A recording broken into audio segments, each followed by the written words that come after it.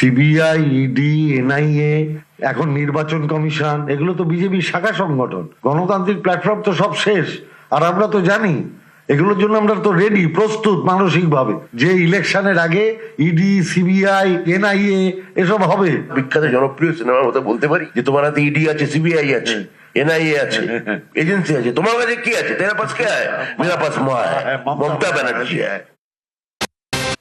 কলকাতায় সিপির দায়িত্বে সুপ্রতিম সরকার। মনোজ ভার্মার জায়গায় নতুন কমিশনার মনোজ ভার্মার থেকে দায়িত্ব বুঝে নিলেন সুপ্রতিম সরকার। এদিকে রাজ্য পুলিশের নতুন ভারপ্রাপ্ত ডিজি পীযূষ পান্তে। বিষয়ে বিস্তারিত জানতে চাইব, অমিত রয়েছে আমার সঙ্গে। অমিত, গতকালই রাজ্য সরকার তরফে নবান্নের তরফে বিজ্ঞপ্তি জারি করা হয়েছিল। আমাদের রাজ্যের ভারপ্রাপ্ত ডিজি পদে পীযূষ পান্ডেকে দায়িত্ব দেওয়া হচ্ছে এবং অন্যদিকে কলকাতা পুলিশ কমিশনারও কিন্তু রদবদল করা হচ্ছে। এবং আজকে অফিসিয়ালি সুপ্রতিম সরকার, যিনি কলকাতা পুলিশ কমিশনার হিসেবে দায়িত্ব বুঝে নিয়েছেন, মনোজ ভার্মা যিনি কলকাতা পুলিশ কমিশনারের দায়িত্বে ছিলেন, তিনি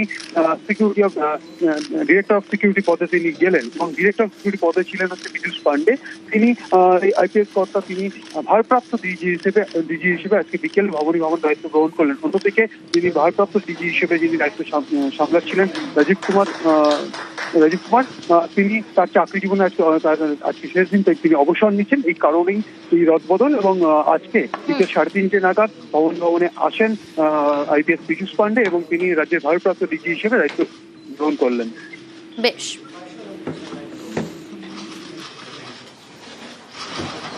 আমি জয়েন করেছি আর এখানে আমার সব সহকর্মী বৃন্দ আছে আর আমরা একটা টিমের হিসাবে কাজ করব। এখানে আপনাদের পাবলিকের জন্য আমরা আছি, পাবলিকের পুরো সহযোগিতা নিয়ে আমরা যেন প্রপার পুলিশিং করতে পারি, যেরকম আছে ওটাকে আমরা এগিয়ে নিয়ে যাব। এটাই দেখো, এটাকে এখানে আমার কিছু বলা উচিত হবে না। আগে আমাকে একটু বুঝতে দিন, তারপরে আমার যে বলা আছে অ্যাজ উই গো অলং আমরা বুঝতে